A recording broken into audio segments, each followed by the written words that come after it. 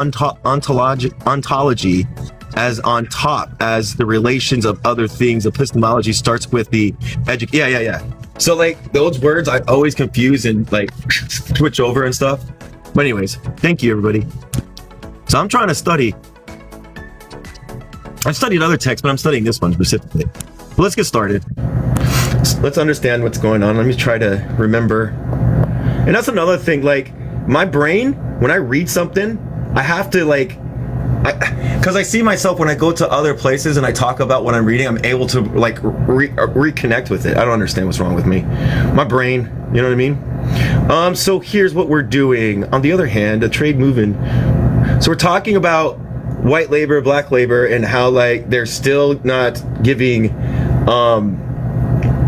full like rights and freedoms to black people still. So we're still in the middle of that, and I think, where are we at? We rejoice in the rebel aristocracy in the South. Rejoice beneath. Okay. There are no words to say of black suffrage. Yeah, we're still talking. And the need of labor vote, black and white. If the demands of labor were to be realized, indeed that at the very time that Southern labor was about to be enfranchised, Northern labor realized that the right to vote meant little under the growing dictatorship of wealth and corporate control. It made little difference that laws were made, as long as they were interpretations by the courts and administration was dictated by capital.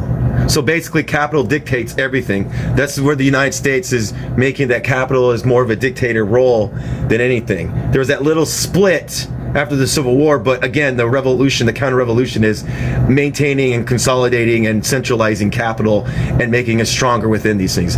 Some propose, therefore, to fight their battle out directly with employers and on the battleground of economic bargaining, with strikes, violence, and secret organizations as the methods. The National Labor Union veered from consumer and producer corporations into a fight to control credit and capital, and afterward through the Greenback Party into an attempt to gain these ends by manipulating money. With falling prices and unemployment directly after the war, and rising prices and normal employment in 1868 to 1873, labor leaders became increasingly petty bourgeois, and turned their backs on black labor. What they're doing is they're giving white people the bourgeoisie status to displace black labor. So yeah, farmers organized the grandee, but not for black farm tenants and laborers, not for the struggling peasants, proprietors among the freemen. The Knights of Labor did not turn their attentions to black people until after 1876. There was no rapprochement between the liberal revolt against big industry and northern labor. Horace Greeley, a pioneer of labor leaders, drew little labor support. The labor leaders went into the labor war of 1877 having literally disarmed themselves of the power of universal suffrage, and thus in 1876, when northern industries withdrew military support in the South and refused to support longer the dictatorship of labor, because that's what they're saying, the South is trying to do the dictatorship of the labor instead of dictatorship of capital. They did this without any oppositions or any intelligent comprehension of what was happening on the part of the northern white worker. Labor and black history illustrates this paradoxes. For instance, in 1869, there came up the celebrated case of Lewis H. Douglas, the son of Frederick Douglass, who worked in the government printing office and was not allowed to join the printers union. Rather than face the question, the matter was postponed for 3 years and all sorts of excuses given. This and other cases led a practically compelled black people to form not only separate local trade unions, but to work towards a separate national organization. White labor was organized to fight against the new industrial oligarchy, which was growing in the North. But it was the same oligarchy which, in its own self-defense, had forced the South to accept black suffrage, allying itself temporarily with the abolition democratic movement in the North.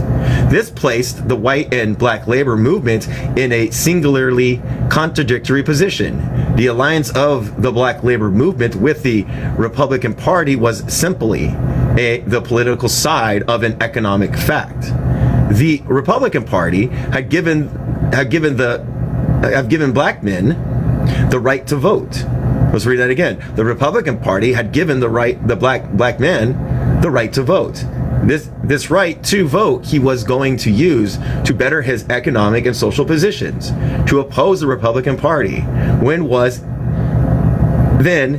to oppose his own economic enfranchisement. On the other hand, the white Labor Party had allied themselves with the Democrats, chiefly because the Democratic Party had opposed the, quote, Know Nothing Party. It's KNOW, Know Nothing Party. Okay, quote unquote. The anti-foreign immigration movement was now the only organized political opposition to the great industrial forces presented by the Republicans in the North. It represented in some degree voiced the radical demands of the West for low tariffs and cheap money, but it was at the same time violently opposed to the new enfranchisement of black labor in the South. These two sets of facts alone put white and black labor in direct opposition, and because their leaders did not altogether understand the basis of this opposition, it made the attempt to achieve a common platform for white and black workers exceedingly difficult, especially when the anomalies. I can look up this word. Look up this word real quick.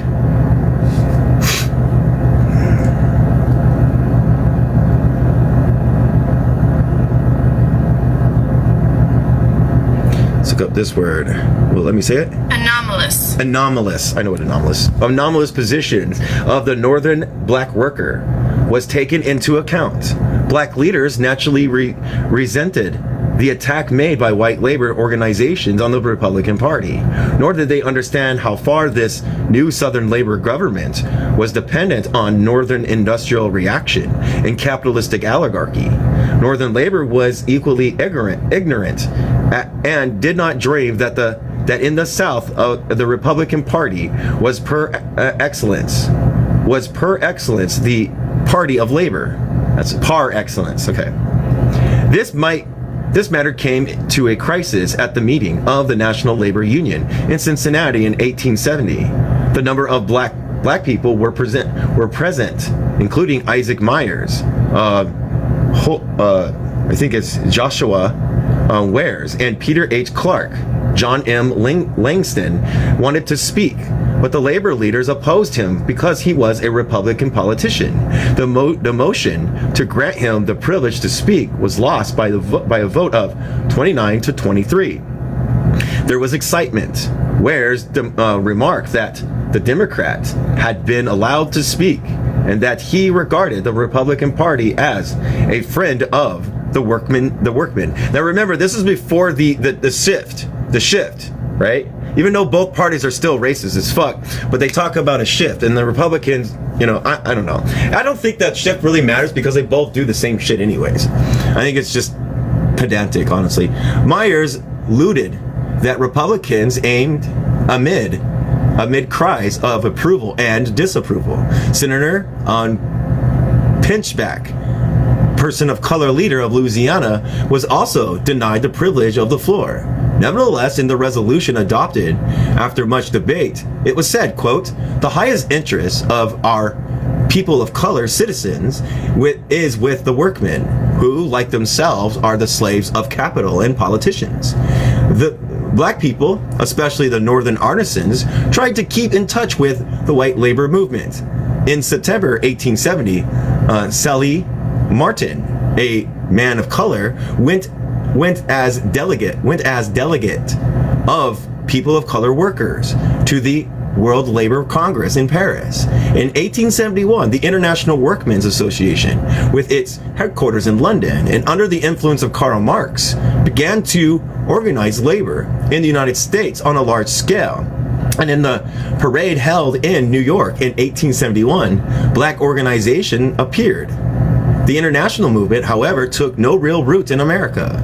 Even the National Labor Union began losing ground and ceased to be active after 1872.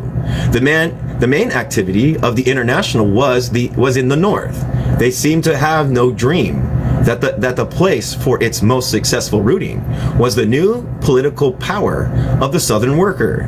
Black people, however, increased their attempts to organize and to think in groups. In 1865, an Equal Rights League met in Pennsylvania and tried to influence black people to secure real estate and give their sons business education. In the District of Columbia in 1867, a meeting of people of color workers took place. They asked Congress to secure equal apportionment of employment to white and people of color labor. Their petition was printed and a committee of 15 was appointed to circulate it. In 1868, a similar petition was sent to Congress asking for equal share in work on public improvements authorized by law. There was a state of color convention in Indiana. They said it the opposite way, but if I say it the opposite, that's not good. In 1865, another one in Pennsylvania in 1866, and in July 1869, a black convention was held in Louisville, Kentucky, as a result of the agitation from immigrants, workers. At this last convention, there were 250 delegates who discussed political, economic, and educational matters. They asked for the final abolition of slavery, equal education rights in the court, equality of taxation, and ratification of the 15th Amendment. They recommended the purchase of land and the learning of trades. A national convention of black people met in Washington in January 1869. This convention was more really national than most black conventions hitherto. It was not simply a convention of Southern black people, as that at Louisville, nor of Northern black people, like the various conventions at Philadelphia and New York. In 1869, black people representing a number of trades met in Baltimore in July to form a state organization. Later, people of color representatives in the same city urged black people to enter the movement for the formation of labor unions. In Washington Convention, there were a number of people of color delegates from the South, including Henry A.M. Turner, a black political leader in Georgia. And in all, 130 delegates, including many men of intelligence and ability, came together. Frederick Douglass was elected permanent president. And resolutions were passed in favor of Freeman's Bureau, a national tax on black schools, universal suffrage, and the opening of public land, especially in the South for black people. The Reconstruction policy of Congress was commended, and there was opposition to colonization. This was not primarily a labor convention, but it illustrated the connection in the black minds between politics and labor. They were beginning more and more clearly to see that their vote must be used for their economic betterment, and that their right to work and their income depended upon their use of the ballot.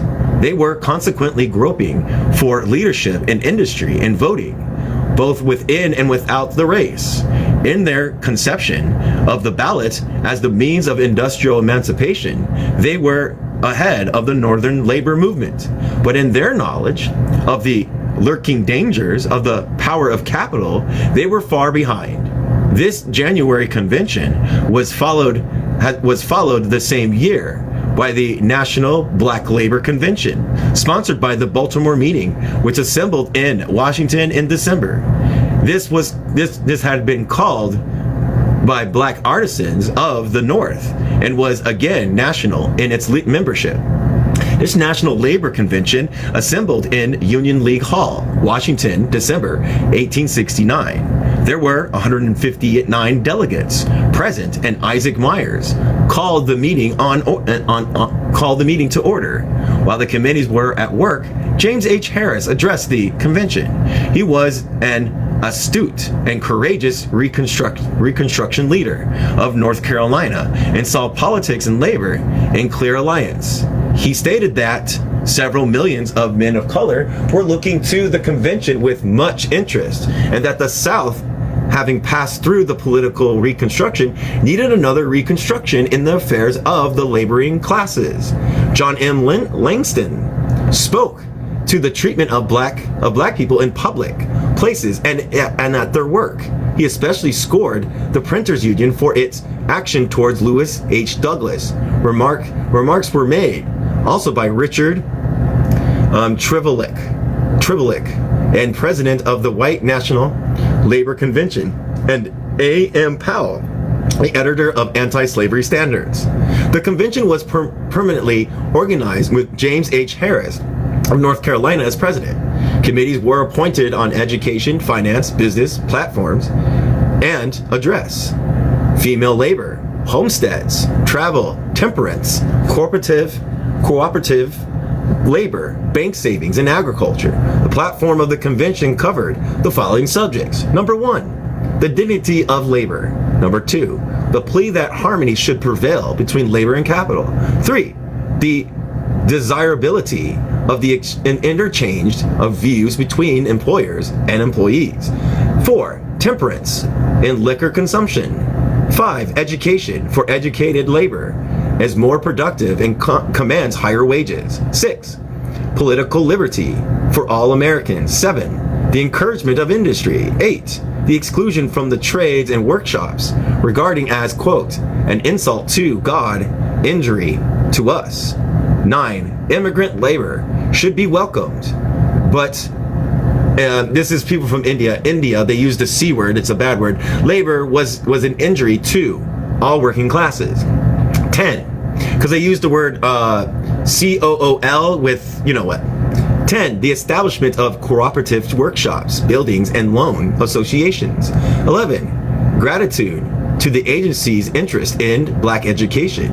12, protection of the law for all. 13, the organization of workmen's associations, which should cooperate with the National Labor Union. 14, capital must not be regarded as the natural enemy of labor. Later on, this is different in the different conditions. This is like right after the Civil War. So yeah. Oh my God, did that person come back? Or no, they got blocked. Okay, great. I don't think there's a lot of people here. It just looks like you and me, Lynn. No, I don't know who else here. All right, let's go on. At the third day's session of Special Committee of 5 was appointed to draft a plan for the organization of mechanics and artisans in order to secure recognition for them in the workshop of the country. Langston addressed the meeting concerning his observation in the South. There he had found skilled workers among black people in gold, silver, brass, iron, wood, brick, mortar, and the arts. He stated that all these workmen were asked for themselves at their children was that the trades should be open to them and that no avenue of industry should be closed. Rather, in workshops, printing offices, factories, foundries, railroads, steamboats, warehouses, and stores. On the 5th day, the resolution was passed, which urged the delegates to call and organize state labor associations so that they might work in full cooperations with the committee which was to conduct its work as a labor bureau. This bureau was planned to serve as a clearinghouse for all questions of black labor, and it was to aid in opening new labor opportunities. Isaac Meyer was selected permanent president to the organization. In his acceptance, he stated that he expected to rely upon Labor Bureau in reaching the black workmen of the United States. Hold on a second. Oh, great, you're here. Sweet.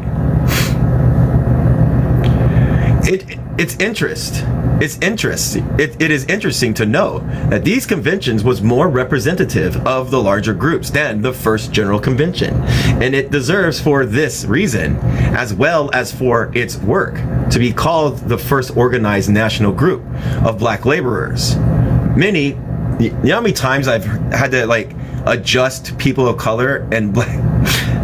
Many political and religious leaders were not present at this session. These absentees included Douglas, Garnett, William Wells Brown, Purvis, and Whipper. The definite results of this meeting included the organization of Permanent National Labor Union and a Bureau of Labor. Before the session were ended, it was stated that there were 23 states represented and 203 accredited delegates in attendance during the period of 5 days. The American Workmen of Boston called attention to the fact that this separated black organization had been formed, and the writer said, quote, "The Convention of Men of Color at Washington last week was in some respects the most remarkable one we have ever attended. We had always had full faith in the capacity of black people for self-improvement, but we were not prepared to see fresh from slavery a body of 200 men so thoroughly conversant with public affairs, so independent in spirit, and so anxious, apparently, to improve their social conditions as men who represented the South in that convention.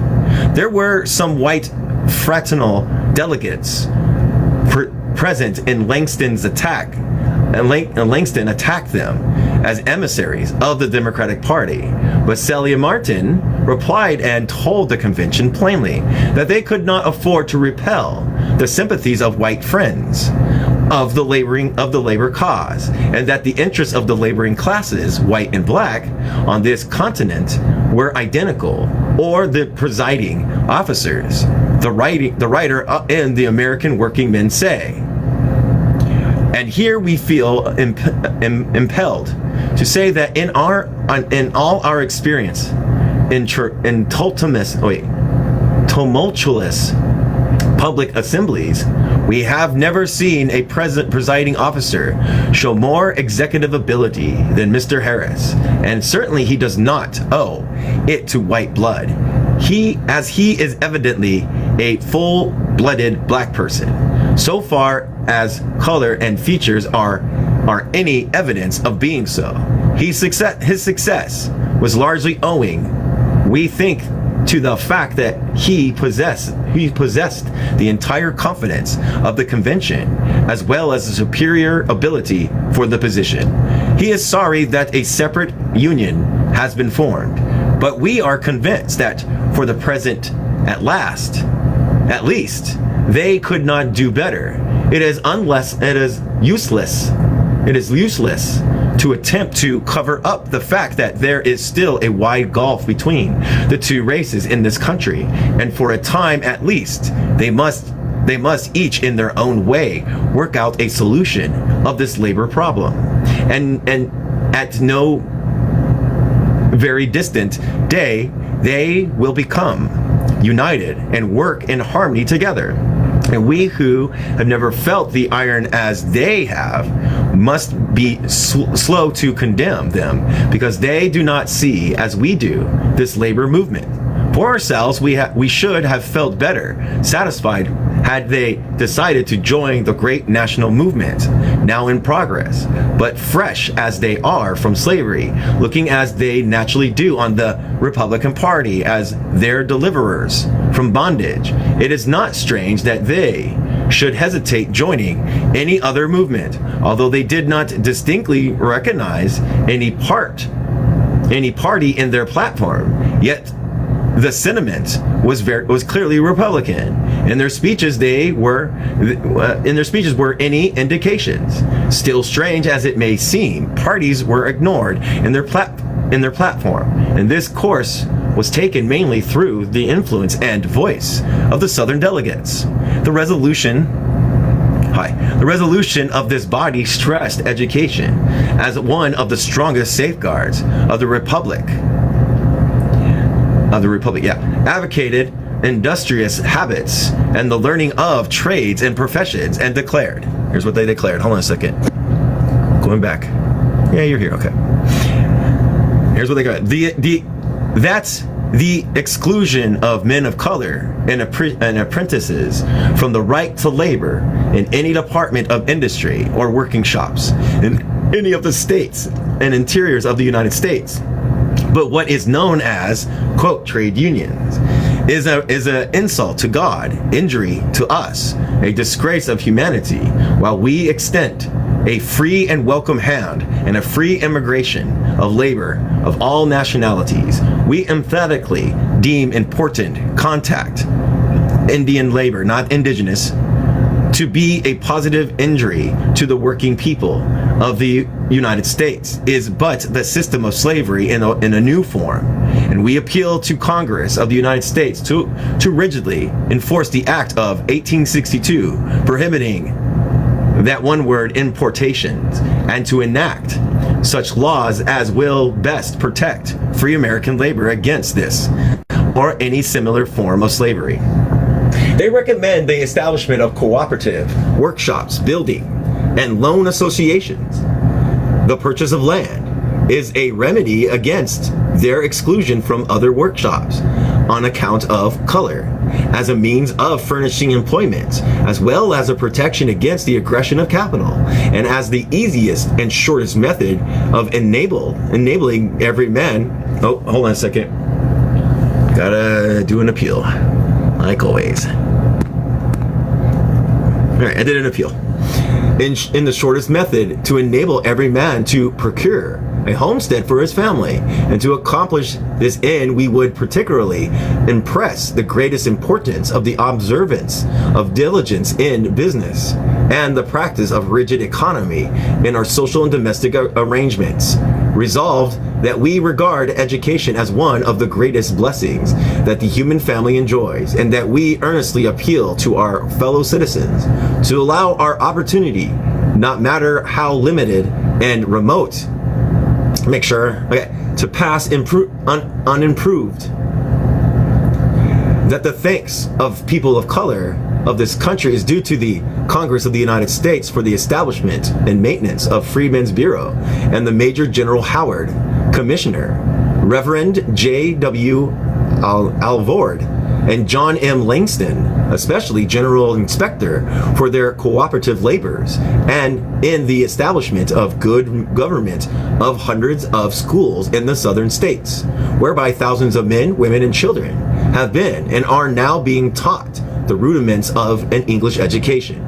They're being taught, And we appeal to the friends of progress and to our citizens of the several states to continue their efforts to the various legislators until every state can boost and having a free school system with no distinction in dissemination of knowledge to its inhabitants on account of race, color, sex, creed, and previous conditions. The low wages of labor in the South were cited, and according to New York Tribune, December 11th, 1869, it was said, to remedy this labor must be made more scarce, and the best way to do that was to make laborers landowners. Congress is to be asked, therefore, to subdivide the public lands in the South into 20-acre farms, to make 1 year's residence entitle a settler to a patent, and also to place in the hands of a commission a sum of money not exceeding $2 million to aid their settlement, and also to purchase land in states where no public lands are found. The money to be loaned for 5 years without interest. Congress will also be asked not to restore the Southern railroads and lapsed years without interest.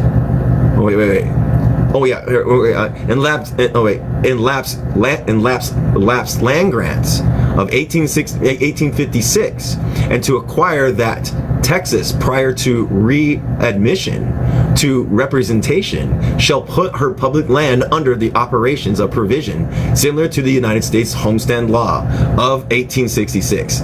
To me, it's just like taking indigenous land. So I want to mention that That when they homestead, all the settlers, they're making them settlers.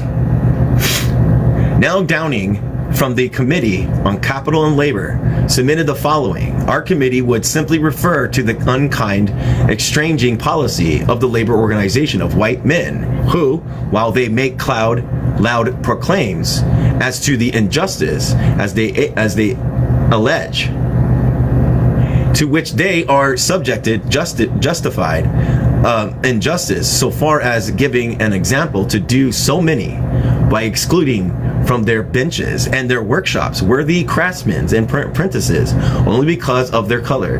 For no just cause, we say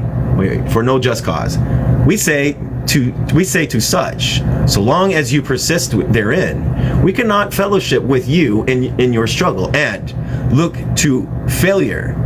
for failure and mortification on your part. Not even the scared name of Wendell Phillips can save you.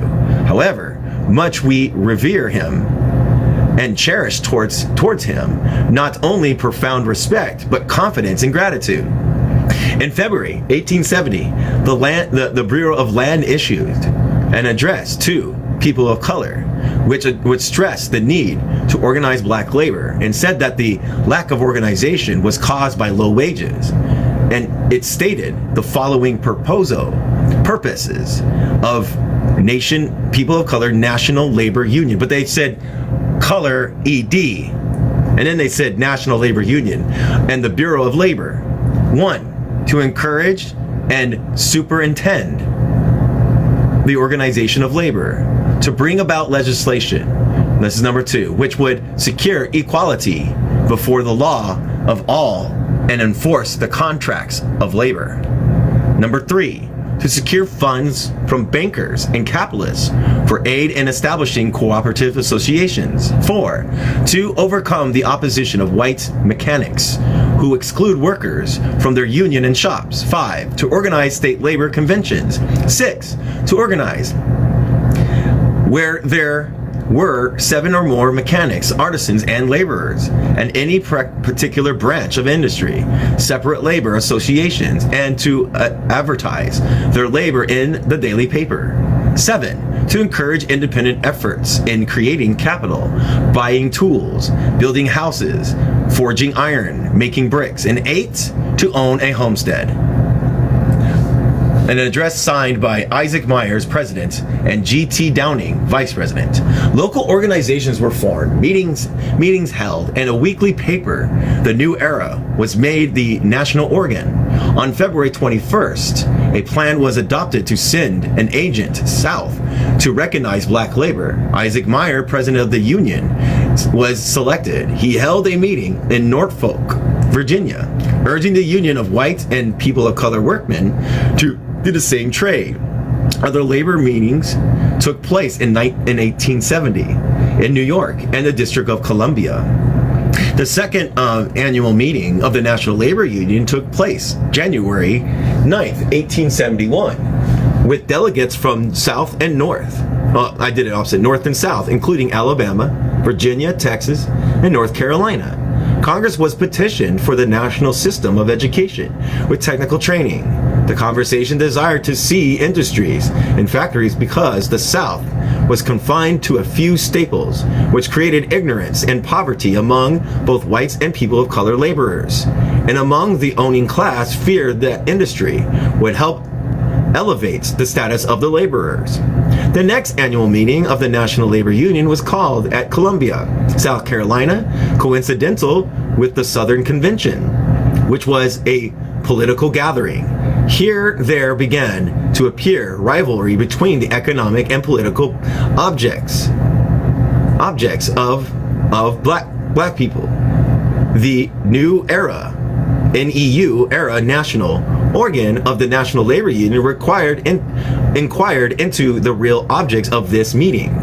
It wanted to know if this union was another name for communism, or if it was a colored offshoot of the International, which intended eventually to impose a mobocracy on America. Mobocracy. They were scared. The Convention of Columbia was presided over by H.M. Turner of Georgia. Committees were appointed on education and labor, on printing, finance, civil rights, organizations, immigration, and on Southern outrages. The Committee on the Address made a report which called for political rights, justice, protections of the courts, and advancement in the industrial arts. In 1872, in April, a Southern States Convention Assembly at New Orleans, with Frederick Douglass presiding. Eventually, the National Labor Union was steadily becoming political in its influences and leadership. Efforts were made to show that black labor could only achieve at its end by political organization. Frederick Douglass wrote an editorial to this effect and included with the words, quote, "The Republican Party is the true workman party of the country," end quote. This sounded strange for the North, but it was at the time true of the South. The National Labor Union issued an address to its state unions, saying that while it was not a political organization and regard it as the duty of every man of color to be interested in the Republican Party and stand by it, quote, but its success, we stand; by its defeat, we fall. To that party we are indebted for the 13th, 14th, and 15th Amendments, the Homestead Law, and the 8-hour law, and an improved educational system. The president of the state labor unions were directed to read this address before their organization. Back to the regular text. Whoever's staying in, thank you for staying. That's great. As black people moved for unionism towards political action, white labor in the North not only removed in the opposite direction from political action in union organization, but also involved the American blind spot for black people and his problem. It lost interest in vital touch with Southern labor and acted as though the million of laborers in the South did not exist. Thus, labor went into the Great War of 1877 against Northern capitalists, unsupported by the black man, and the black man went his way in the South to strengthen and consolidate his power, unsupported by Northern labor. Suppose for a moment that Northern labor had stopped and bargained of 1876 and maintained the power of labor vote in the South, and suppose that black people with new and drawing consciousness of the demand of labor was differentiated from the demands of capitalists, had used his vote more specifically for the benefit of white labor, South and North, question mark. If the basic problem of Reconstruction in the South was economic, then the kernel of the economic situation was the land. This was clear to the sophisticated leadership of Stevens and to the philanthropy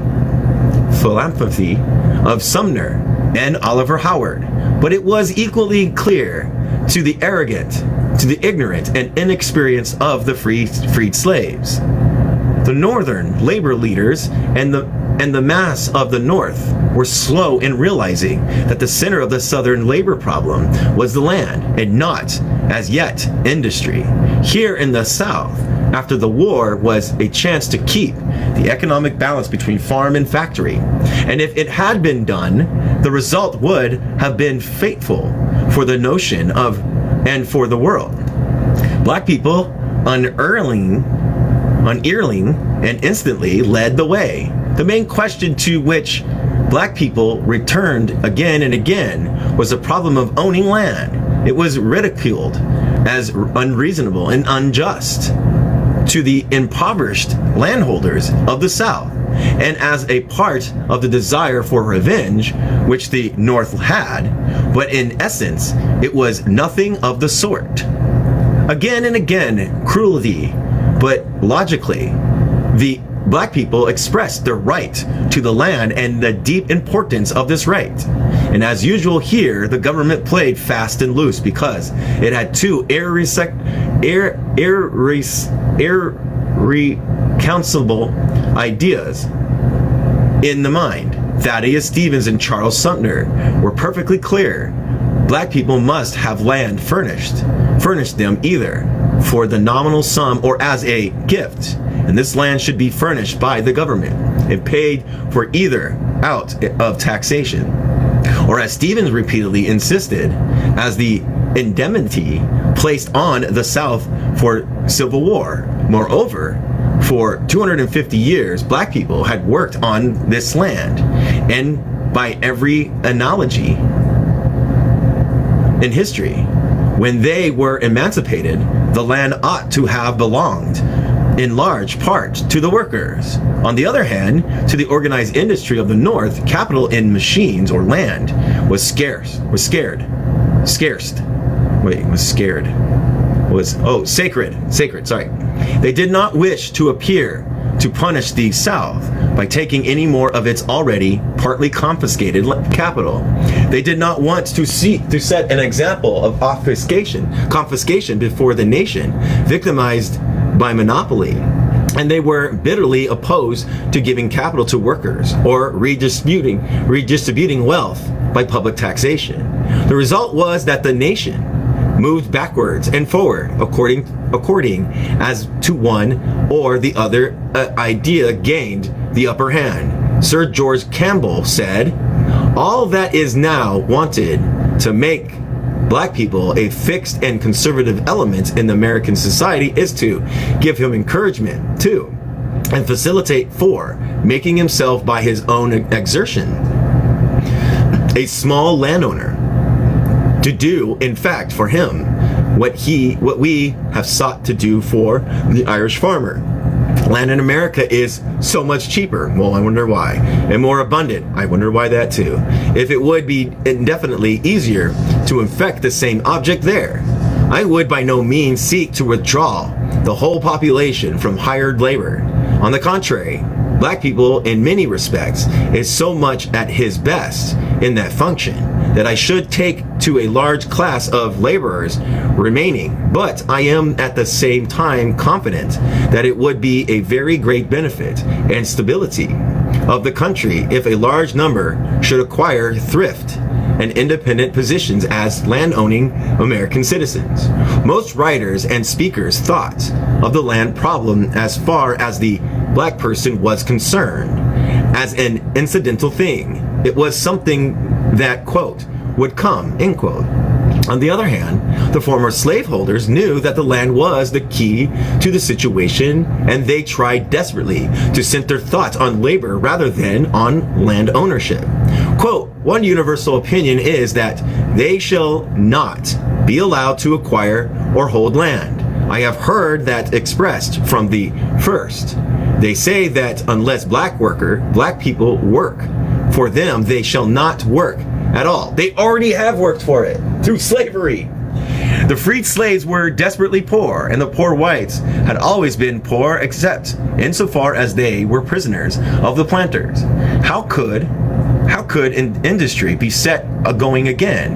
And what was the relations of free black labor to this industry? Of course, the full realization of freedom could not be accomplished in a minute unless crops were raised and the wheels of industry started. Emancipation would have been an experiment so costly that no notion could have supported it. And we must remember that in the end, and as a logical matter of dollars and cents, emancipation paid. This is so much a matter of common knowledge today that we forget how bitterly and with what absolute certainty the South and even many in the North declared that free black labor was economically impossible. What they insisted on during Reconstruction was continuous, steady labor to continue production of high-priced crops. What they slurred over or refused to discuss was the object of this labor and the distribution of its products, of labor for the economic benefit of the laborer, except to the extent of the lowest possible wage that would sustain him. They had no conceptions and to any transfer of capital and land to the labor as a basis of his right to demand a fairer share of the products. They were bitterly opposed. Hold on a second. bring up my friend. I don't know if I have a lot, my friend, but we can try. The white South believed that it was being desperately insulted in a petty spirit of vengeance by the North. But this was a childish way of attributing human emotions to the economic situation. The North as a whole harbored no thoughts of vengeance. Sumner wrecked his career on the deed of forgiveness, and Stevens punished the slave system and its promoters only insofar as they still interfered with freedom, or kept the ill-gotten capital accumulated by exploiting slaves. The Party of Northern Industry watched the beginning of democratic government in the South with distrust. They did accept black suffrage to succeed, but they did expect that it would soon compel the Southern oligarch to capitulate to the dictatorship of industry. Their hopes were fulfilled in 1876. The abolition democracy faced the Southern Convention in 1867, with fear. It was the greatest test of democracy that the nation had known. Even after the Great Reform Bill of 1832, England had less than 1 million voters. It was not until 1867 that 1 million and more skilled laborers in England got the vote. Here, at the stroke of a pen, more than 1 million black people were given the right to vote, of whom probably 3/4 could not read or write. And at the same time, more than 1 million whites were given the same right, and at least 1/3 of them were equally illiterate. This was a desperate venture forced by the slave-minded regime.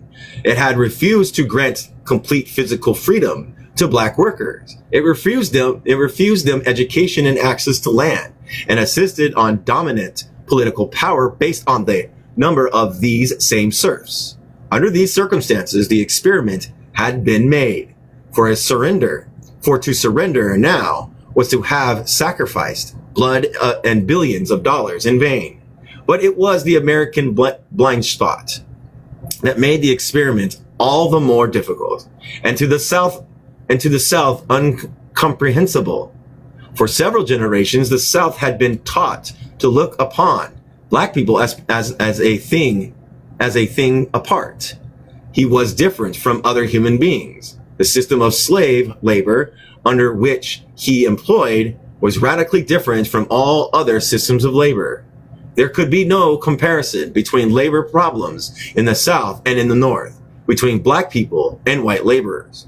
It must be confessed that the representatives of the white oligarchy are having a hard time being forced to consider their own former slaves no longer as black people, quote unquote, N-words. It is to say members of a category unrecognized in any natural history, somewhere between men and, I'm not using that word, in the animal scale, but as men who have, as Jefferson phrased it, equal rights with them in the free development of their talents and in the pursuit of happiness, or, in other words, as citizens on an equal footing with themselves. The Northern Democrats encouraged resistance on the part of the South, and yet some of them saw the situation clearly. The intrinsic difficulties of the situation are not to be denied. The ruling classes of the Southern people had attempted to disrupt the Union in order to establish their own independence. The overthrow of their armies had not changed their opinions, nor their feelings. Necessity compelled their submission, but necessity could not make them love a union with the victorious North, nor make them cordially recognize and support the rights of the free men. During the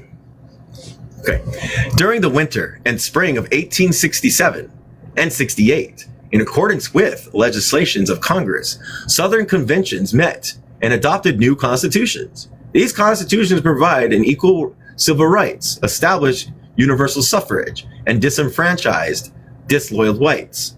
After the framing of these constitutions, they were voted on by the people. Also, state officers and members of the legislature were chosen at the same election, and by the same voters. The army commanders did their best to bring out the vote and to counteract various devices of keeping black people away from the polls. The polls were kept open 2 or 3 days, and in Georgia, even 5 days. Officials of the Freedmen's Bureau helped in the enforcement of the Reconstruction Act. The Act of March 23rd provided that re-registration and elections should be conducted by boards of 3 loyal officers or persons appointed by the district commander. They were required to take the ironclad oath, quote unquote. Bureau officials were often appointed as members of these broad boards, and black people were often used. The Bureau officials advised black people about registration and voting and disabused their minds of fear of taxation or military service or re-enslavement. They promised to protect them in case of a boycott of employers against those that voted. Thus, in 1867, there took place in the South a series of elections in which a new electorate registered and expressed its desire as a constitutional convention to reconstruct the state. 1,363,640 persons voted, of whom 660,181 were whites, and 703,459 were black people, as compared with the total votes of 721,191 whites voting in 1860.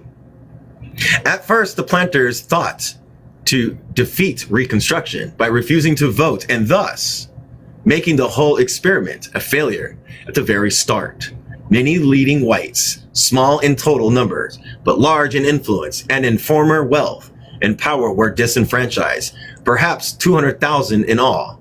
On the other hand, the poor whites must have voted widely, especially when we note the large white vote in most of the states despite war, mortality, abstentions, and disabilities. Abstentions, yeah. It is probably that in 1868, not only did black people vote freely, but more whites even than ever before exercised the franchise. Democracy, for the first time in at least a century, succeeded oligarchy in the South. The voting of nearly 3/4 of a million black people was especially significant and represented a very large proportion of perhaps 1 million eligible black voters. The election was reconstructed. The South, under the congressional plan, were fair and honest elections, and probably never before were such democratic elections held in the South, and never since such fair elections. Indeed, as a special champion of the South says, quote, "It would be hard to deny that so far as the ordinary civil administration was concerned, the rule of the generals was as just and efficient as it was far-reaching. Criticisms and denunciations of their act were bitter and continuous. But no very proof research is necessary in order to discover that the animus of these attacks was chiefly political. As a result of the election, constitutional conventions were decided on in all the southern states, and following numbers of the members of the convention selected. It says South Carolina, black people 76, white people 48, total 124%. Of black people 61%. State of Louisiana, black people 49, whites 49, total 98. Percentage of black people 50%. Virginia, 25 black people, white 80, total 105, 24% black people. Georgia, 33 black people, 137 white, 170 total, 19% of black people. Mississippi, 17 black people, 83, total of 100, 17%. Alabama, 18, 90 for whites, 108 total, 17% for black. Arkansas, 8 for black people, 58 for white, 66 in total, 12% black. North Carolina, 15 black people, 118 white, 133 total, 11% black people. Texas, 9, 81, total of 90 with 10% black. All these conventions were being voted on, and the presidential election approached. The campaign began in May 1868. The Republican National Platform did not dare to stand squarely for black suffrage, but evolved this illogical compromise. The guarantee of Congress of equal suffrage to loyal men at the South was demanded by every consideration of the public safety, of gratitude, and of justice. It must be maintained, while the question of suffrage in all the loyal states properly belonged to the people of these states. Grant and Colfax were nominated. Colfax declared that peace had been prevented by executive opposition and by refusal to accept any plan for Reconstruction proffered by Congress, preferred by Congress. Justice and public safety at last combined to teach us that only by an enlargement of suffrage in those states could the desire end by attained, and that it was even more safe to give the ballot to those who loved the Union than those who had sought ineffectually to destroy it. In 1865 to 1868, the Democratic Party controlled from 44% to 50% of the voters in the North, so that if the white people of the South had been included, undoubtedly the Democratic Party would have been in the majority. By the exclusion of the South, the Democratic Party had been beaten in 1860 and 1867, had carried only Maryland and Kentucky, Connecticut, New York, Pennsylvania, New Jersey, and California. Nonetheless, on the whole, the Democrat vote increased was compared with the Republican. The election of 1867 made it clear that if the Democrats won in 1868, the entire system of Reconstruction would be changed. The business element of the North would, while not willing to follow abolition democracy to the extreme, were even less willing to put Reconstruction entirely in the hands of the Southerners. Congress, therefore, prepared to clinch its political hold on the South and reconstruct Southern states on the basis of black suffrage, while then the conservatives and commercial elements of the North went into the Republican Party. On the other hand, former Democrats began to return to the Democratic Party, where they were received with more or less suspicion. Meetings began to be held by Democratic leaders to determine candidates and procedures. On Jackson Day, January 8th, 1868, a meeting was held in Washington in which President Johnson spoke and many Democratic leaders. This meeting was dominated by the war Democrats rather than by Copperheads, and emphasis was laid upon cooperation between the war Democrats and the Johnson administration. On the one hand, the Democratic organizations on the other. New measures and new men were sought. August Belmont, the banker, was chairman of the National Committee. New York was chosen as the seat of the convention, and a general invitation was issued to former Democrats.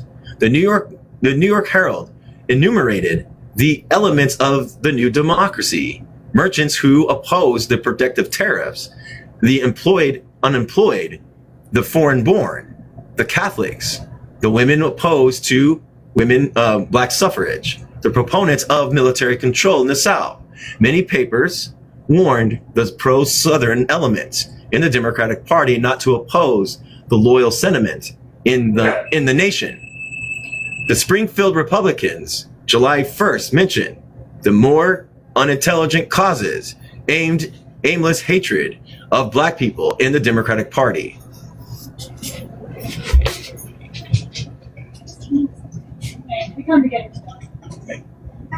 No worries. Okay, all right.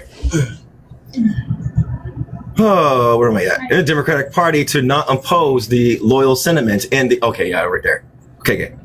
The opposition of the Democrats to black suffrage was not clearly expressed. Evidently, the tide of favor of democracy has risen too high in the country. That as a party, the Democrats did not dare oppose it. The party, therefore, would not come out flatly in opposition to black suffrage, but simply declared that suffrage was a question to be settled by the states.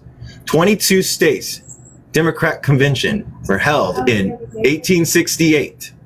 11 of them opposed black suffrage anywhere. Only the convention of South Carolina in April approved it. 10 other conventions either were silent on the subject or announced their belief that this was a matter of state control. The various state platforms illustrated local Northern thought.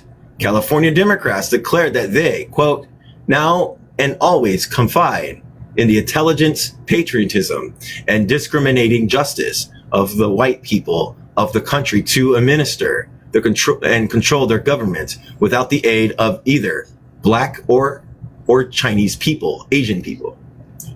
The Democrats of Washington Territory agreed with California in opposing the extension of the elective franchise of black people, indigenous people, and Chinese people.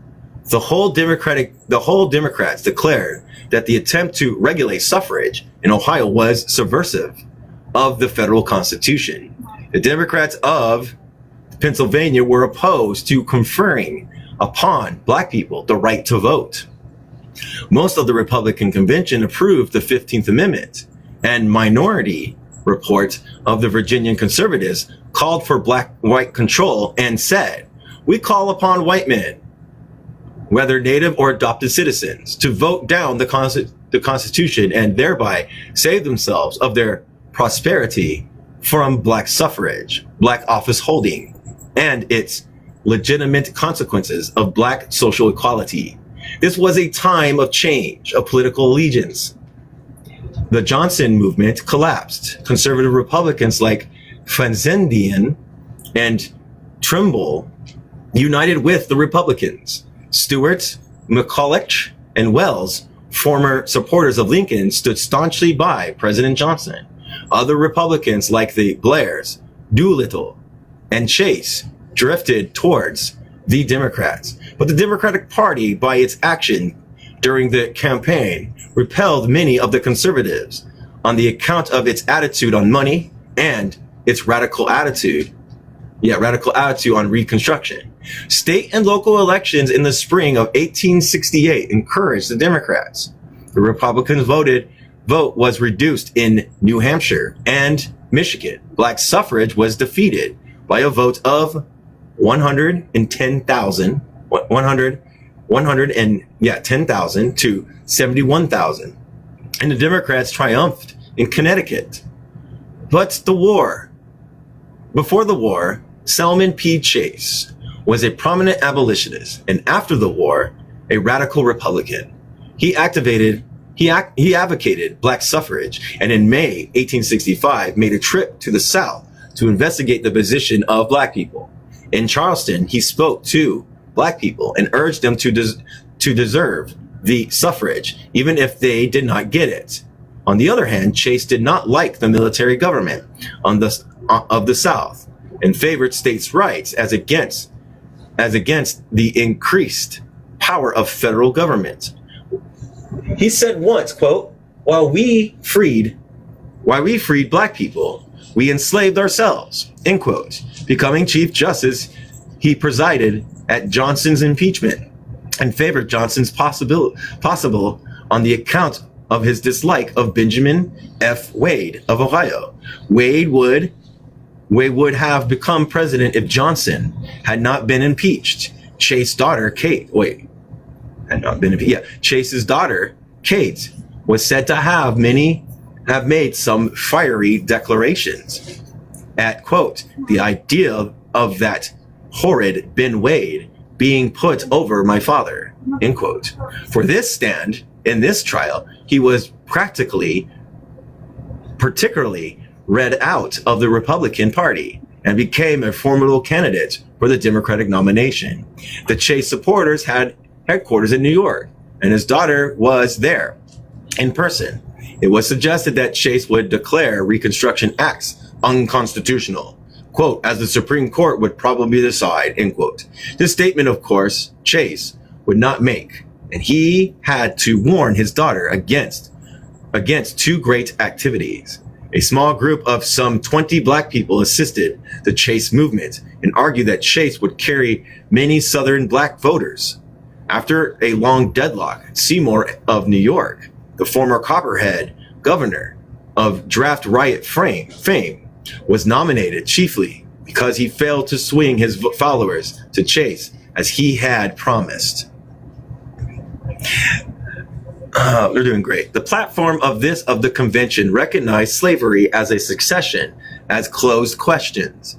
It demanded the immediate restoration of all states' amnesty for all political offenses and the regulation of suffrage in the states by their citizens. It asked for the abolition of Freedmen's Bureau and all agencies for black supremacy.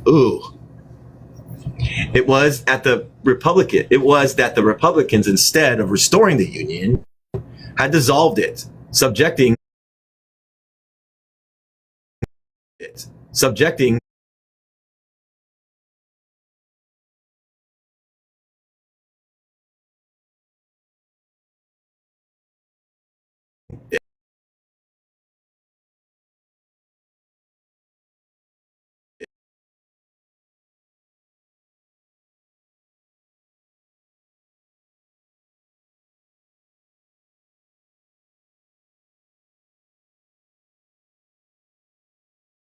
should be given up, had given grudging support to the government while war governors had opposed the draft. Lagging? Am I lagging still? Am I still lagging? Am I still lagging? Not anymore. Okay, cool. The New York Sun said that he represented fairly in the average sentiment of his party. Seymour accepted the platform, but didn't discuss it in detail. He attacked congressional reconstruction, but pointed out that no violent change could take place since the Republicans would continue to control the Senate. Frederick Douglass, writing in The Independent, August 20th, 1868, said that Seymour's letter of acceptance, quote, was smooth as oil and as fair seeming as hypocrisy itself, contained every disposition to deceive, but without the ability. It was cunning and cowardly, end quote. Seymour made no reference to finance or suffrage. Blair, the Democrat candidate for vice president, was a wild Missourian given to drink, who openly advocated that the new president, quote, despise and carpetbag government by force as soon as his party triumphed. President Johnson was disgusted and chagrined at not receiving the nomination and said that Seymour had not lifted a finger to sustain his administration. In the campaign, he was finally induced to give some support to the Democratic ticket. Seymour, on the other hand, practically offered Johnson an appointment if he should be elected. Seward took little part in the campaign, although he spoke once for the Republican ticket and included praises for President Johnson. Thus, the campaign started with contradictions inside the Democratic Party. Seymour opposed the Greenback idea before the National Convention and then ran on a platform that advocated it. Blair advocated revolution. Hampton opposed black suffrage and appealed to black voters. Chase asked universal suffrage and remanded the question to the state. There were charges that the Democrat proposed to repudiate the national debt and pay the emancipated slaves their property lost during the war. Southern Democrats were prominent Holmes, Cobb, and Forrest took part. The New York Nation said that, quote, these Southerners were of more service to the Republicans than all other orators and literature, end quote. Many of them were accused of incendiary speeches. Vance of North Carolina was accused of saying that Seymour and Blair could win what the Confederates fought for. Hill in Georgia declared that the South was going to regulate its own internal democratic affair in its own way. Holmes declared that if the Democrats were victorious, the Reconstruction governor and legislators would be made to vacate at once. Howard Cobb said that those in control of the southern states would be ousted, while Albert Pike of Arkansas wrote in the Memphis Appeal, they, quote, the day will come when the South will be independent. Violence and intimidation were widespread in the South during this election, and bribery and fraud were prevalent in the North.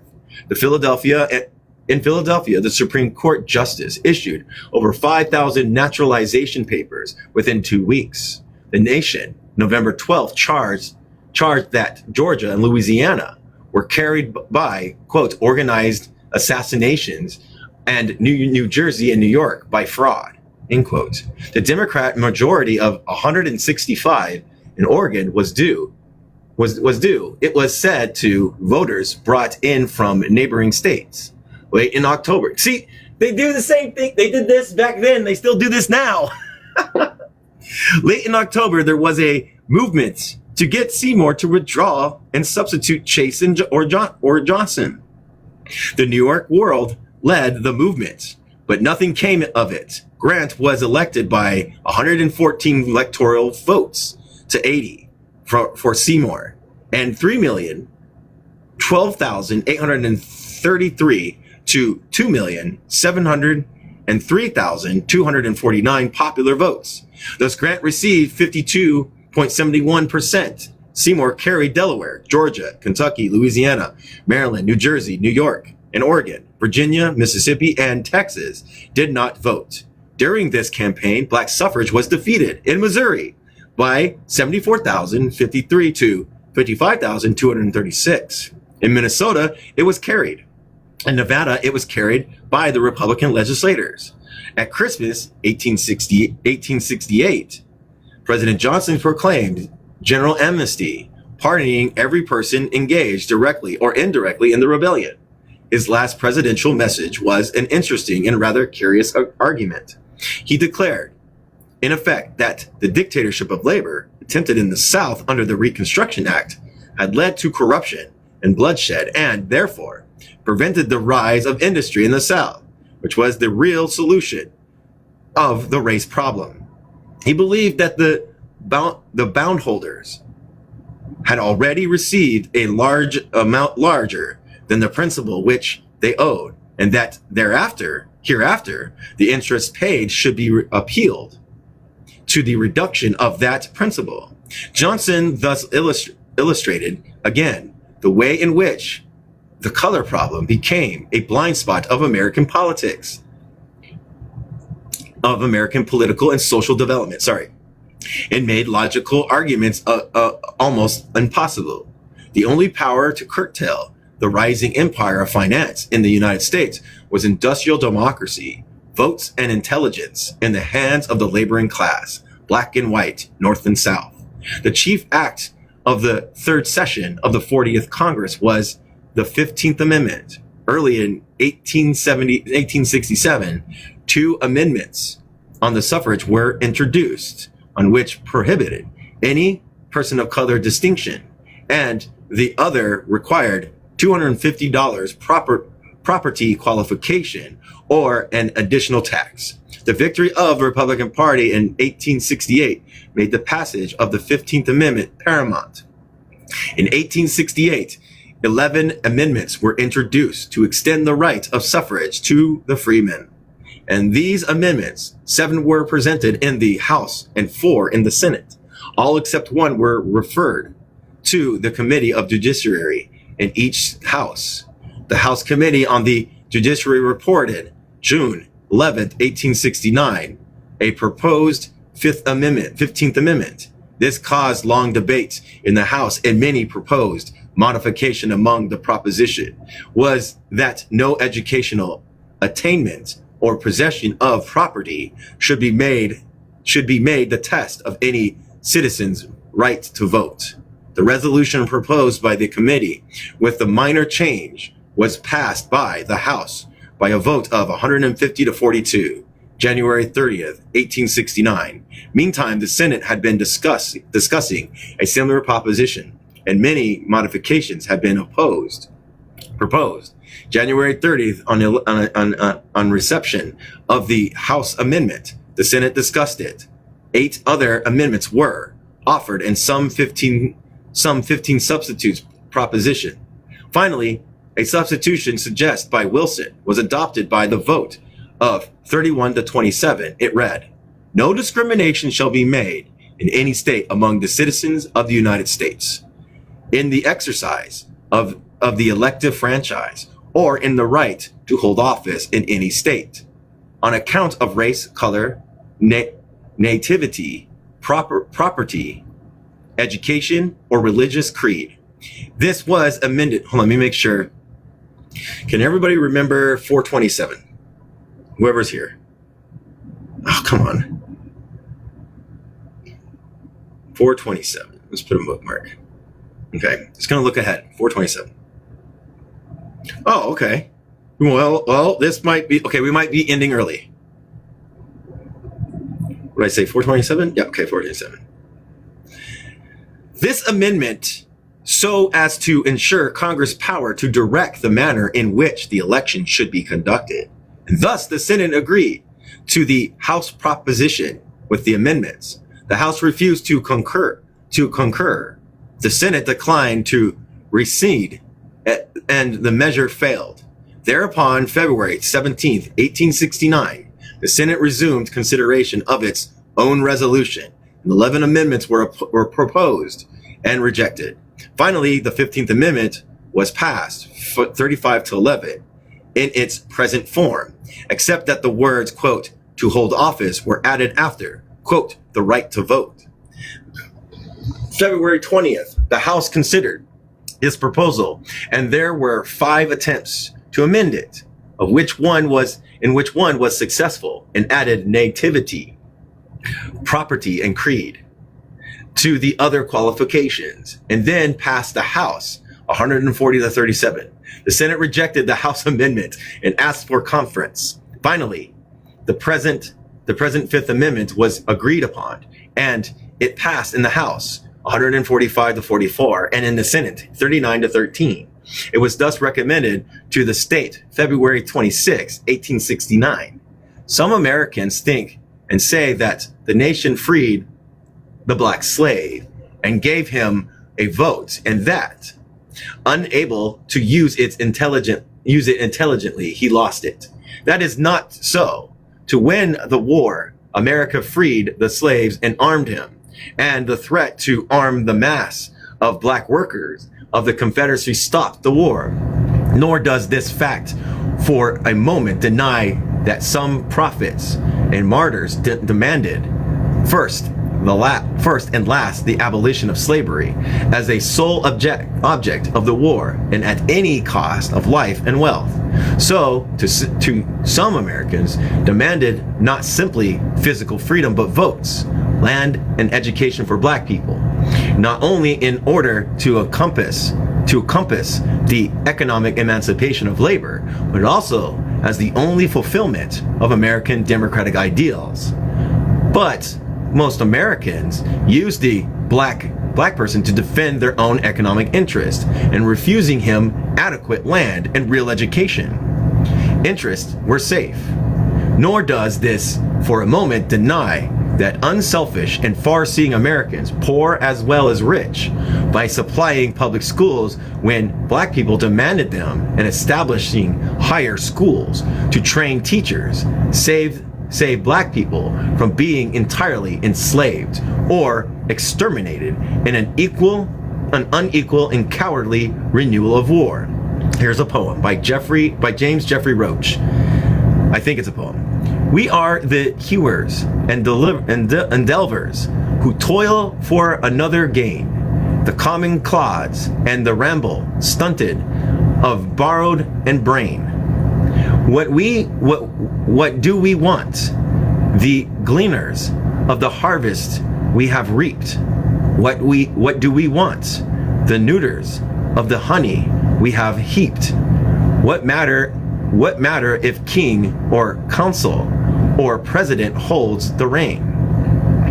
If crime and poverty ever be linked in the bondman's chain, what careth the burden bearer that liberty picked his load? If hunger passeth behind him with a sharp and ready goad. Jeffrey James. And that's the end of that. And we're gonna okay, so the next it's not even a next thing. So the next thing is gonna be black proletariats in South Carolina. That's where we'll stop. We'll stop here for the day. They just cannot get it straight. And it looked like they had something going for them when they actually started doing committees and shit, but they just cannot get anything fucking going for black people. And they utilize black people for their own gain and power, but at the same time denying them the rights of those things.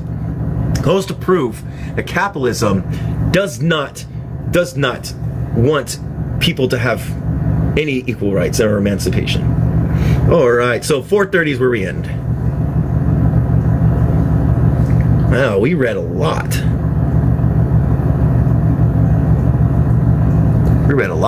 Hey, Joe. We read a lot. Wait, did I remove it? Oh, I thought somebody didn't remove it. Yeah, I didn't. 4:30, we're halfway done. Yeah, halfway done, part 19 page. Yeah, this is about an 800-page book. We're at 4:30, so we're getting there. But I wonder what this is going to be. I hope they're just... I want to see what they say. But, like, just can't get it together, and you utilize, and you just utilize for your own gain and power, and you just... It's like, fuck you. Dooley. What's up, Dooley? Hello. What would you like to say?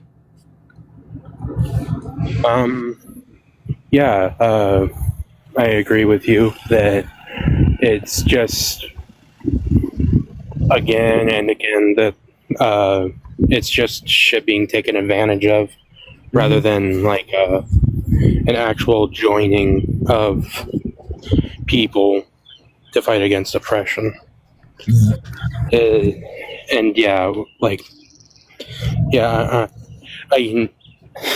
I already understood why white people suck, but this is just reinforcing it. The oligarchies were also scared of the uniting of races too. You know what I mean? They were scared of that. Yeah. That's why they were giving white people like land, to give them that power, because like if black and white people got together, the laborers, we might not be a capitalist nation. Maybe, I don't know. Yeah, when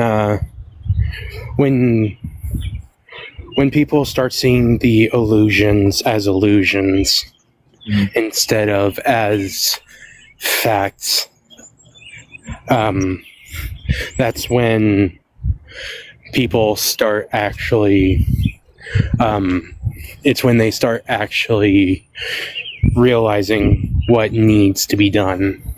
Yeah. So just get white people thinking that like white is a valid category and that they're superior to everyone else, and then bam, you got a bodyguard. Exactly. You got your buffering class that keeps you that like you give this class power, right, to have their status quo at all times, and then you tell them that all these other people will take away your status quo. Like they talked about. I'm going to say it one time.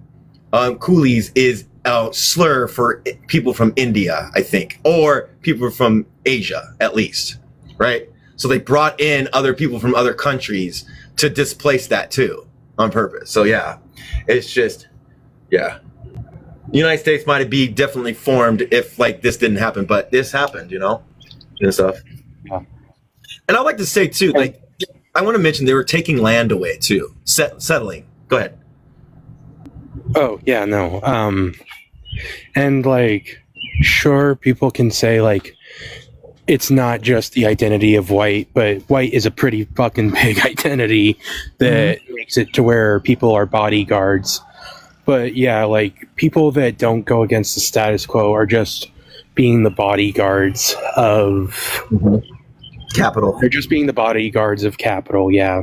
Yep. And of fucking colonialism and all the other systems. And that's what the ruling class set up for people, for white people here, to be their security guards, to uphold capital and to uphold the status quo, and then give white people the scarcity of like, they're coming to take your jobs. This is like you can see the root, and you can see from the root how it looks now, because the same shit happens. Like, for instance, they're coming to steal your black job, giving Asian people the whole stigmatized stereotype of the model minority type deal. You know what I mean?